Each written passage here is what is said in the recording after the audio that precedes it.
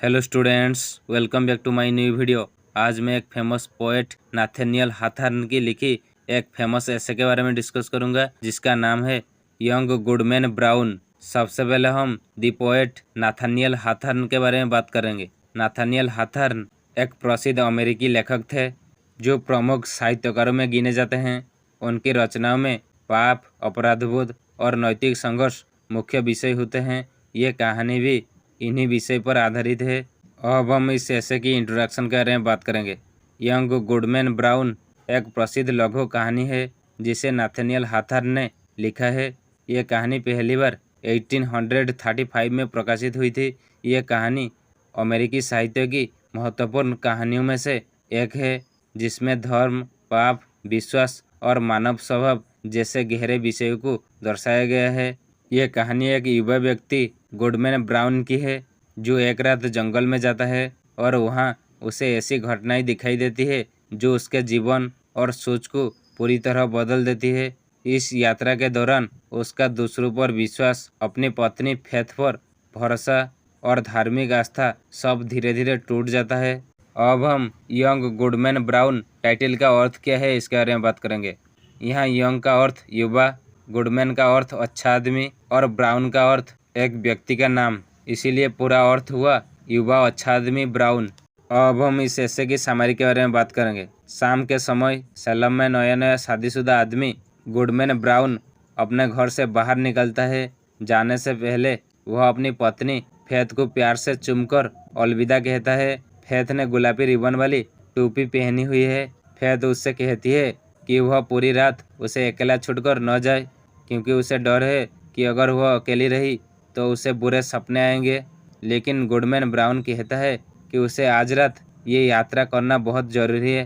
अंत में फेथ उसे जाने की अनुमति दे देती है और वह सड़क पर निकल पड़ता है। जब गुडमैन ब्राउन जाने लगता है तो वह आखिरी बार पीछे मुड़कर देखता है। वह देखता है कि उसकी पत्नी फेथ उसे देख रही है। उसे ऐसा महसूस होता है जैसे फेथ को किसी सपने के जरिए उसके रात के इरादों का पता चल गया हो, लेकिन वह इस सोच को तुरंत अपना मन से निकाल देता है क्योंकि उसे पूरा भरोसा है कि फेथ ऐसी बुरी बात के बारे में सोच भी नहीं सकती।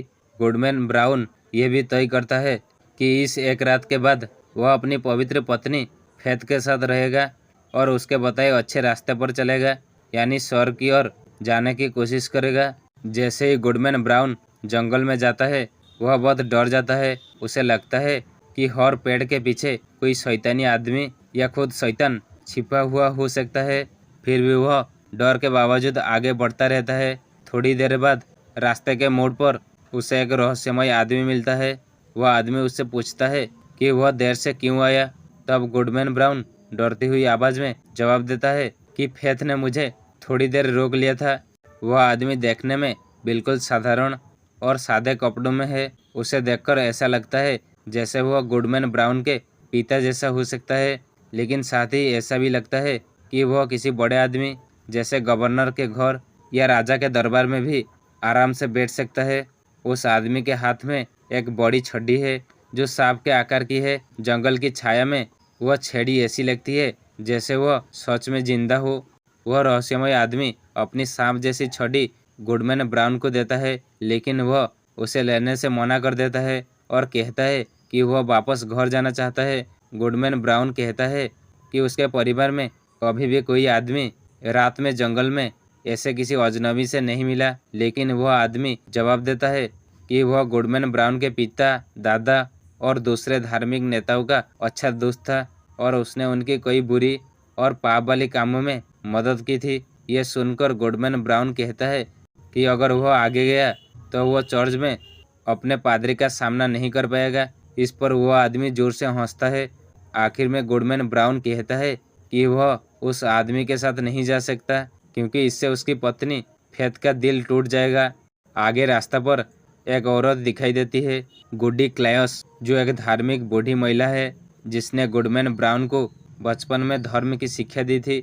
उसे जंगल में देखकर गुडमैन ब्राउन हैरान हो जाता है और छिप जाता है ताकि वह उसे देख न ले, लेकिन उसकी हैरानी और डर तब और बढ़ जाता है जब वह देखता है कि गुडी क्लायस उस आदमी को शैतान कहकर संबोधित करती है।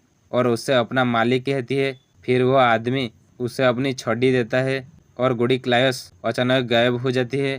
गुडमैन ब्राउन और शैतान कुछ देर तक साथ चलते हैं, लेकिन फिर गुडमैन ब्राउन आगे जाने से मना कर देता है। वह कहता है कि गोडी क्लायस जैसी ढोंगी औरत को देखकर भी वह अपनी फेथ को नहीं छोड़ेगा। शैतान बिना चिंता किए आगे बढ़ जाता है और गुडमैन ब्राउन को वही छोड़ देता है।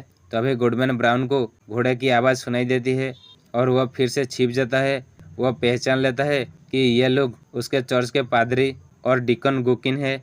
दोनों आपस में रात की एक गुप्त सभा के बारे में बात कर रहे होते हैं। वे उत्साहित होकर कहते हैं कि वहाँ कुछ ऐसे लोग भी आएंगे जिन्हें शैतानी बातों का अच्छा ज्ञान है और एक युवा महिला को भी उस सभा में शामिल किया जाएगा। गुडमैन ब्राउन अपने हाथ उठाकर प्रार्थना करने की कोशिश करता है। तभी उसे ऊपर से कुछ लोगों की धीमी आवाज़ सुनाई देती है, जिनमें उसे अपनी पत्नी फेथ की आवाज़ भी लगती है। वह जोर से फेथ को पुकारता है, लेकिन उसे जवाब में सिर्फ हंसी की आवाज़ सुनाई देती है। फिर आसमान से फेथ की गुलाबी रिबन नीचे गिरती है और एक पेड़ की शाखा में अटक जाती है। गुडमैन ब्राउन पूरी तरह निराश हो जाता है और उसे लगता है कि दुनिया में कोई अच्छाई नहीं बची है। वह चिल्लाता है, मेरी फेथ चली गई। इसके बाद वह शैतान को पुकारता है और जंगल में पागलों की तरह दौड़ने लगता है, हंसते हुए, चिल्लाते हुए और गुस्से में बातें करते हुए। कुछ देर बाद वह एक खुली जगह पर पहुंचता है जहां एक चट्टान मंच की तरह बनी हुई है। वहां बहुत सारे लोग इकट्ठा हैं, गांव के लोग, अपराधी और कुछ ऐसे लोग जो शैतानी पूजा करते हैं। लेकिन उसे वहां अपनी पत्नी फेथ दिखाई नहीं देती, इसीलिए उसके मन में थोड़ी उम्मीद जागती है। एक व्यक्ति मंच जैसी चट्टान पर दिखाई देता है और एक आवाज़ नए लोगों को आगे आने के लिए बुलाती है। गुडमैन ब्राउन जंगल से बाहर आता है और उसे एक घूंघट वाली महिला के साथ उस चट्टान के पास ले जाया जाता है। वह आकृति कहती है कि वह उन्हें उनके शहर के सारे बुरे राज बताएगी, जैसे गलत काम, धोखा और हत्या। वह कहती है कि पूरी दुनिया पाप से भरी हुई है और हर कोई पापी है। गुडमैन ब्राउन उस महिला को देखता है और पहचान लेता है कि वह उसकी पत्नी फेथ है। जब वह आकृति उन्हें किसी लाल तरल से दीक्षा देने वाली होती है तो गुडमैन ब्राउन जोर से चिल्लाता है और फेथ को चेतावनी देता है कि वह इसका विरोध करे और बुराई से बचे। अचानक गुडमैन ब्राउन खुद को जंगल में अकेला पाता है। रात की सारी घटनाओं का कोई निशान नहीं होता, जैसे कुछ हुआ ही नहीं हो। सुबह वह सैलम शहर लौटता है, लेकिन उसका व्यवहार बदल चुका होता है। जब पादरी उसे आशीर्वाद देने की कोशिश करता है तो वह उससे दूर हट जाता है। वह गोडी क्लास से एक बच्चे को भी खींचकर अलग कर देता है। जब वह उसे धर्म की शिक्षा दे रही होती है तभी उसकी पत्नी फेथ अपनी गुलाबी रिबन पहनकर खुशी खुशी उसके पास दौड़ती है और उसे चूमने की कोशिश करती है। लेकिन गुडमैन ब्राउन उसे ठंडे और सख्त नज़रों से देखता है और बिना कुछ कहे उसके पास से चला जाता है। कहानी का कथावाचक सोचता है कि शायद गुडमैन ब्राउन के साथ जो कुछ जंगल में हुआ वह सिर्फ एक सपना भी हो सकता है। लेकिन चाहे वह सपना था या सच, उसके बाद गुडमैन ब्राउन का स्वभाव पूरी तरह बदल जाता है। वह हर किसी पर शक करने लगता है और किसी पर भरोसा नहीं करता। जब वह चढ़ जाता है तो उसे लगता है कि पादरी और वहाँ बैठे लोग सब पापी है और नष्ट हो जाएंगे। वह रात में अक्सर डर कर उठ जाता है और अपनी पत्नी फेथ से भी डरने लगता है। जब उसका परिवार प्रार्थना करता है तो वह गुस्से में रहता है और खुद से कुछ बड़बड़ाता रहता है। हालांकि वह लंबी जिंदगी जीता है और दादा भी बनता है, लेकिन वह हमेशा दुखी और निराश रहता है। जब उसकी मौत होती है तो उसकी कब्र पर कोई अच्छा शब्द भी नहीं लिखा जाता। अब हम इस ऐसे की निष्कर्ष क्या है इसके बारे में बात करेंगे। यंग गुडमैन ब्राउन एक ऐसी कहानी है जो दिखाती है कि अगर इंसान का विश्वास टूट जाए तो वह पूरी जिंदगी दुखी रह सकता है।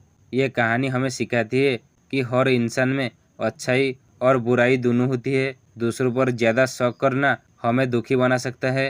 अंधविश्वास और डर जीवन को नष्ट कर सकते हैं। यह था यंग गुडमैन ब्राउन ऐसे की एक्सप्लेनेशन।